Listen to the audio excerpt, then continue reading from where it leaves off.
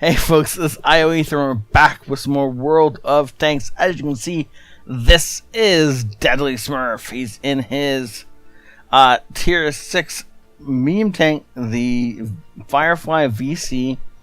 Actually, not familiar with this tank, but I'm going to assume it's based on the Firefly, and it's most likely a premium tank, based on all the cool decals and extra bits that are not on normal tanks, and the fact that it's a different color from the normal Firefly.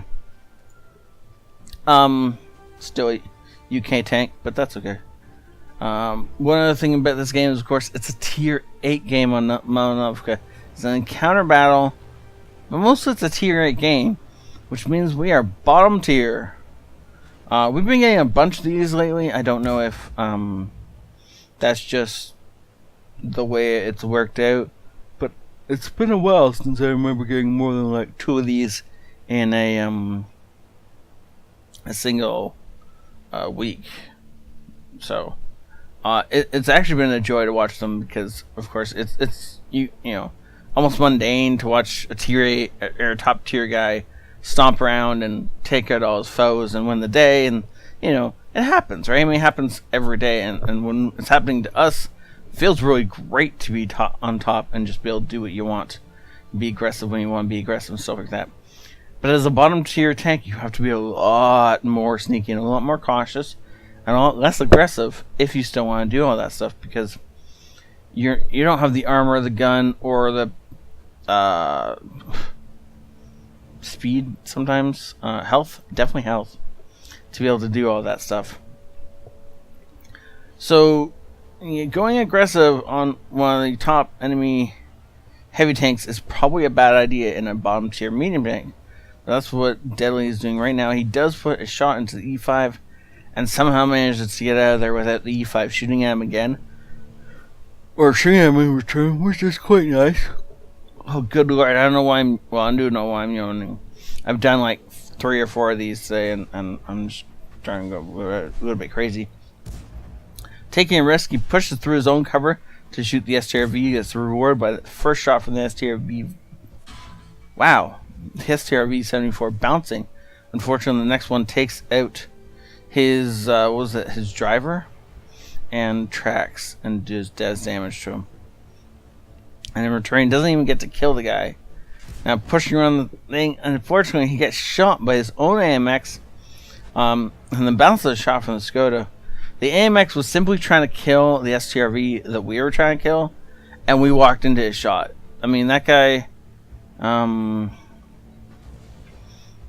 don't know if there's been some chatter about him, and I know there's been chatter about him in the thing, so maybe he hasn't been pulling his weight. He might be a new player, or just coming back to the game and he's quite rusty, or he's just being a moron. I don't know what it is, but in any case, no comment. Yeah. Either way, the AMX shot us by mistake. As far as I'm concerned, that's all it was. Unfortunately, Skoda, who was about to die, does take out our Comet before he goes down. So he actually traded himself for a higher tier tank. Which, honestly, if you're going to die, you might as well take out someone higher tier than you before you go, right? And so that all being said and done, we may have won the hill, but we've lost tanks that we really needed before that happened. AMX and the Comet are two the ones we definitely didn't want to lose. But oh well. What's done is done, and it looks like we just lost somebody else. We're losing tanks right, left, and center here, as Deadly starts shooting at tanks that are invisible, but he knows where they are, because of course, where else would they be? An ARL V39 isn't going to be moving from that position anytime soon, and the Panther 88 should still be there as well. It looks like the ARL was spotted, but gets himself destroyed. Panther should still be down there, but we can't see him at this current point in time. And so Deadly is pushing over the rise. He doesn't have enough health to push into the Comet and the M4 Jumbo over there. He has to sit back and wait a little bit. Now there's still a Panther 88 down there. Panther 88 can drip him to shreds if it ever sees him. All it needs is about 6 seconds. 3 to aim, fire, reload, and fire again. Oh, unfortunately missing the E2. E2 is doing some interesting... I would have said that shot should connected. Thinking maybe there was a tank behind him and that's what we hit, not the E2. But we now know that the Panther is pushing it in towards the cap. Missed the first or the second shell on him. Did connect the first shell, missing the third. And you're going to probably continue to miss as long as he's moving, and you can't see him. It is next to impossible to land a shell on somebody who's moving, who you cannot see. I don't know anyone who could do that reliably. So it's still good to take those shots, because if you do connect, that is obviously damage that you've done. And it's not with this much ammo. Why not? At the same time, you can't ever expect those to connect. Don't know if we got lit. I don't remember if he's got Sixth Sense or not. I don't think so. But we definitely find the E2 all over again. Do tag him. Unfortunately, not going to get a second shot into him as he's vanished already. Wants to poke around this corner, look for the comet. I don't know if that's a great idea. Actually, no, it's not a good idea. Especially since he has no support. But his support has found the artillery hiding out. Looks like Peugeot takes down the first artillery. And probably going to take it down a second in a second here. Or he's reloading his entire clip, maybe. No, looks like he just reloaded part of the clip before firing. Again, Comet is pushing up, and Deadly is putting rounds where he should be.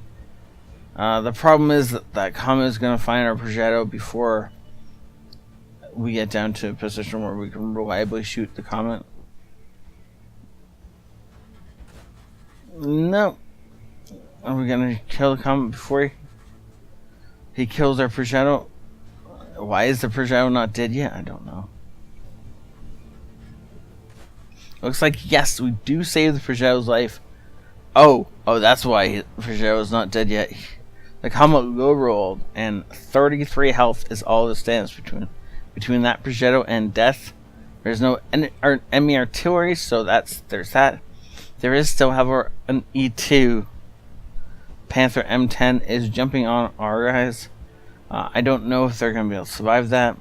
Depends on how much health the Panther's on. Last we saw it, that Panther was on full health. That's a problem.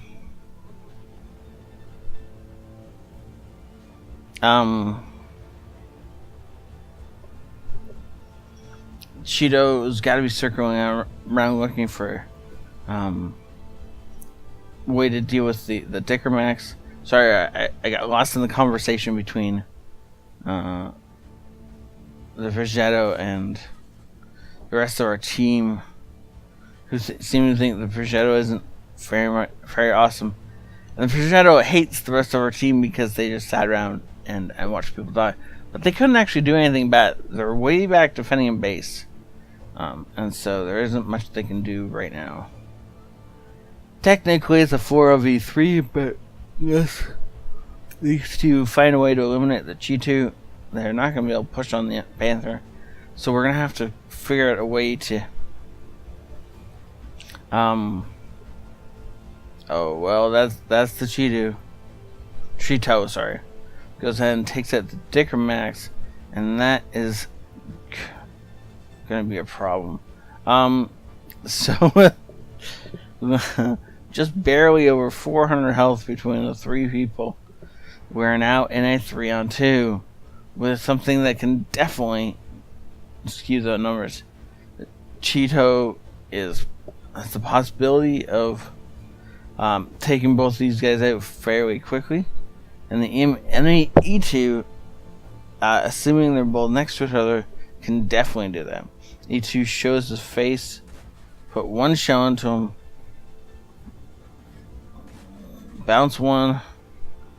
I think he knows where we are. Put second shell into him, and now his armor is angled down well enough that we can start put shells into him. Not horribly inaccurately, which is good. And there's only a Cheeto left. We're aiming the wrong way. Flip around. Oh, look, they platooned up, the two of them. Good plan. And they're just watching for that Cheeto to come at them. Because until it does, they are golden.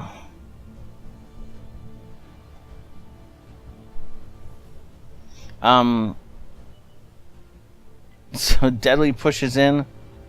He's... Oop. I forgot I had it sped up. My bad.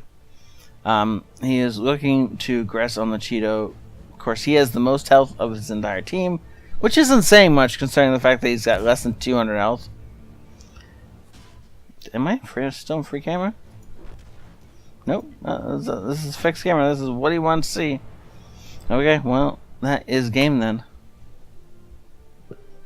Not bad. Not horrible. Good game. Thank you so much, Deadly, for sending this in. Thank you, everybody, for watching, and let's jump over and see what his battle results were. So that is how you make it look good, and, you know, like, so incredibly slick looking in bottom tier games. You know, just going ahead and harassing the enemy without much concern and a little bit of sniping. Ace Tanker, of course, gets the Bruiser, Fire for Effect, Lavashinko's Brothers in Arms, Confederate, and a High Caliber award. In a Tier 8 game, he's getting a High Caliber. He gets 1,400 base experience. He platoons up with the other guy who had a ton of experience, and both of them, without these two in this game, this would have been a dead team so easily. Wow. It was a well-played game. Actually, ends up walking away with some cash in his pocket due to the fact that this is a premium tank and he was running a reserve. Thank you so much, Deadly, for saying this in. Thank you for this wonderful game, and of course, a little bit of block armor, which I don't think he needed in the end. He could have got himself shot and been perfectly fine by the end. Well done. Thank you all for watching. Have a great day. This is ioEther out.